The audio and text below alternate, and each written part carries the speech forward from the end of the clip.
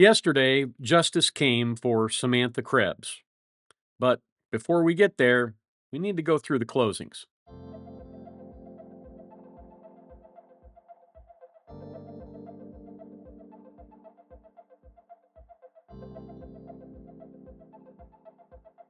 Here's what we're talking about today.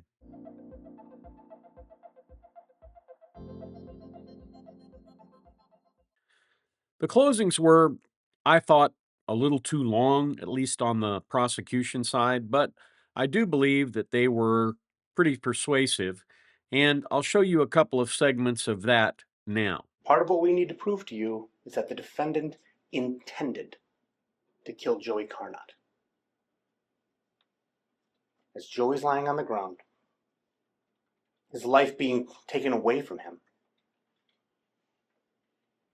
seconds slip by as they could have called 911. And what do we hear? All this time, he's laying there. It goes for a while. Minutes.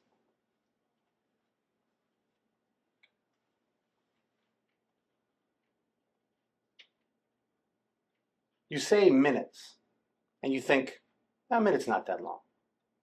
But right now, Joey Carnot is laying on the ground. Every second counts. And in here, you can feel them tick by.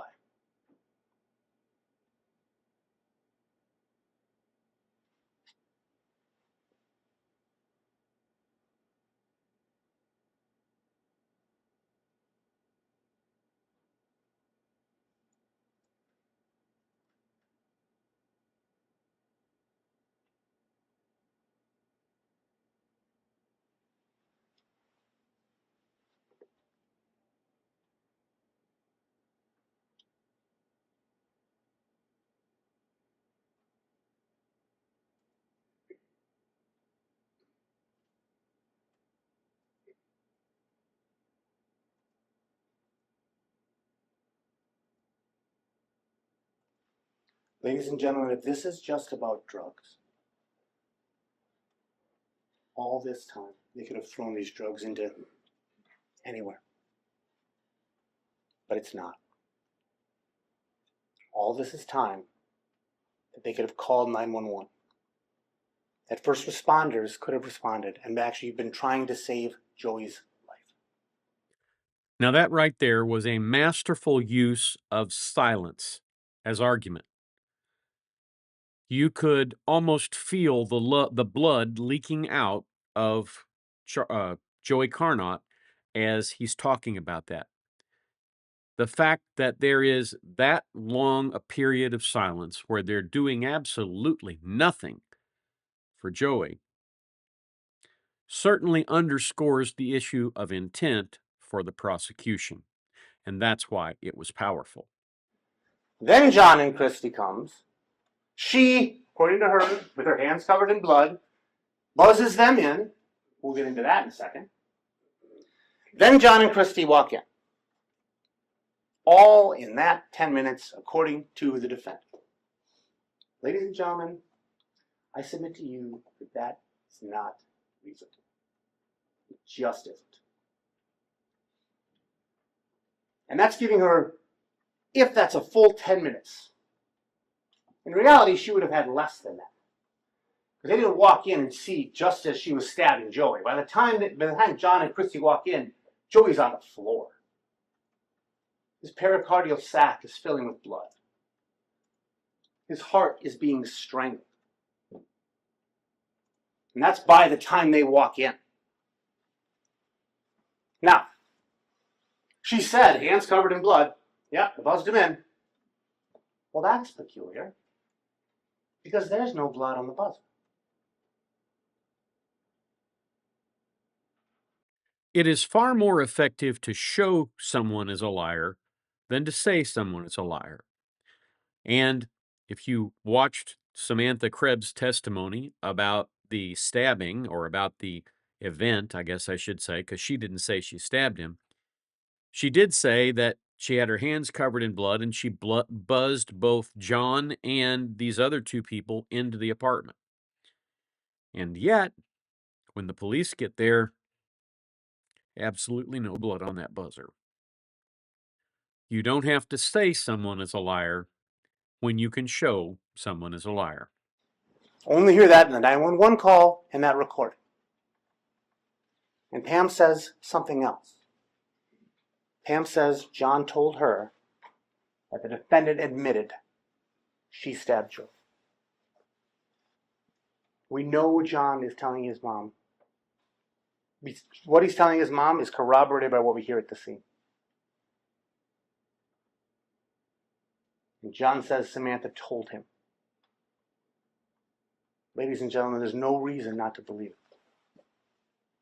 In addition to those segments, there was a rebuttal from the defense that I thought was reasonably good. The defense, all it has to do is raise reasonable doubt, and they ask a lot of questions. And as I've always said, it's sometimes much more effective to argue for reasonable doubt with questions than with facts. Because if you ask somebody to ask a question and they come to the right conclusion, the one you want them to come to, then they automatically buy into that and it's locked in. So I thought that was a good strategy. So here are some of the segments from the defense closing that I thought were pretty good. But this is really important stuff here. And the state is hanging their hats on their interpretation of these mumbled words out of context. And again, we don't know if the timing of that really means anything. Here's what I mean when I say inviting speculation and how, again, this case very thoroughly investigated, lots of evidence. And a lot of it, there's ways that you can see what you want to see. I'll give you an example. All this testimony about pizza boxes, red cups, wearing a bucket hat, and all the significance we heard about that. We heard Detective Keither, when asked, did you see anything significant about when Sam walked 4 feet over by an ashtray? Yes, I thought that was significant. It was suspicious. Why? Because there was a car that wasn't a cop car, but could have been mistaken for an undercover cop car, pulling in the driveway, and right at that moment, she walks over and puts out a cigarette, and then they walk inside. She's wearing a hat as if she's supposed to be disguising herself. What about her tattoos on both arms that are clearly visible? Who is she hiding from? You see, they gather this evidence, they piece it all together, and then draw little bits and pieces of it out to say, oh, she's wearing a bucket hat. She must have killed Joey.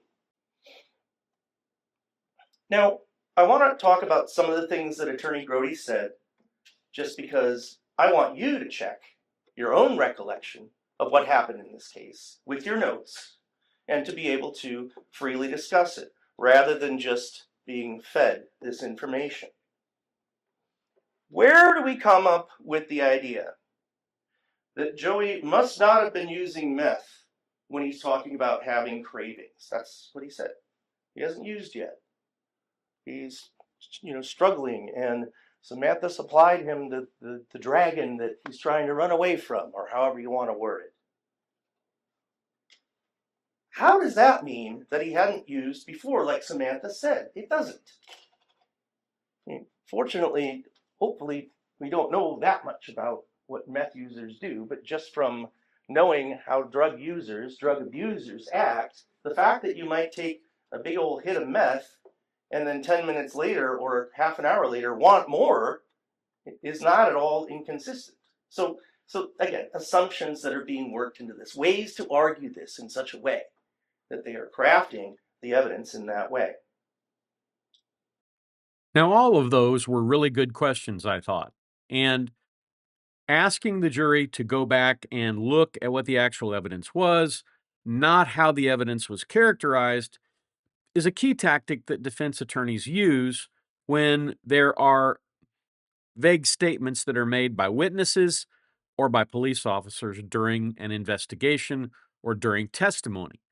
And what you saw there was a very skilled defense attorney raising reasonable doubt, or at least he thought there was reasonable doubt. And he continued for quite some time doing that reasonable doubt, and he ended it this way. Now, here's how it should be impossible to find Samantha Krebs guilty of this offense. And it comes from the state's own witness, Dr. Kelly. This is the single most important fact in this case. When he took the stand, this is a man who is a forensic pathologist. He does autopsies. He's been doing it for decades. He's the deputy chief examiner, medical examiner for Milwaukee County. He was asked, and he testified, that it is reasonably possible that this was a self-inflicted wound. His testimony has established reasonable doubt in this case. Right there, the state's own witness. In other words, there is nothing about the autopsy, nothing about that examination, nothing about the characteristics of the wound, nothing about anything that points to this being an intentional act. There can be things that would point to an intentional act that are absent in this case. Dr. Kelly told you this could very well have been self-inflicted. But of course, that's not the last word. The last word comes from the prosecution, and they get to answer the rebuttal from the defense. And so, in answering the rebuttal from the defense, I thought the prosecution did a good job. Although I found the person doing the closing to be a little off-putting just by virtue of her voice and the way she was presenting it, I still think she made some good points. Let's listen. Thank you. This is not about trying to make someone look bad at all. This is a pursuit of truth. You have heard a lot of evidence beyond just those moments when Joey was dying, in those moments ahead, in that day, to be able to understand and make your decision. And you need to understand all of it. And when defense talked about trying to make someone look bad, that's not what we're trying to do. But what I am trying to do, and what Attorney Grody is trying to do, is to prove beyond a reasonable doubt to you that Samantha Krebs killed Joey Carna. Let's talk about Dr. Kelly. Dr. Kelly talked about different manners of death. You could have suicide, you could have accidental, you could have homicide, you could have undetermined. He talked about those. And what he specifically said is he did not, well, let's talk about what he did not say. He did not say it was a suicide. He did not say it was a homicide. He said there is a single stab wound that killed Joey Carna. And what was required is for the investigation to look at all of the facts and to bring them all forward and present them. And when you look at the investigation with that one stab wound, that is how we know. Ladies and gentlemen, that's your job. Because Dr. Kelly said he couldn't say that it was a suicide. Well, the jury deliberated for quite a while before they came back with a verdict. And here's what they said. Okay, everybody can be seated.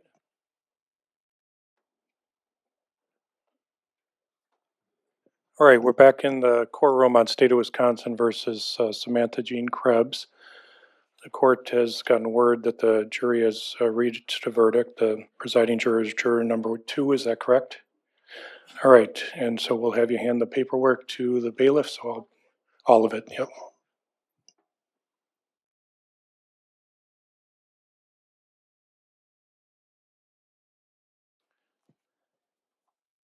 Okay, what the court does for the 12 jurors is I read the verdict into the record.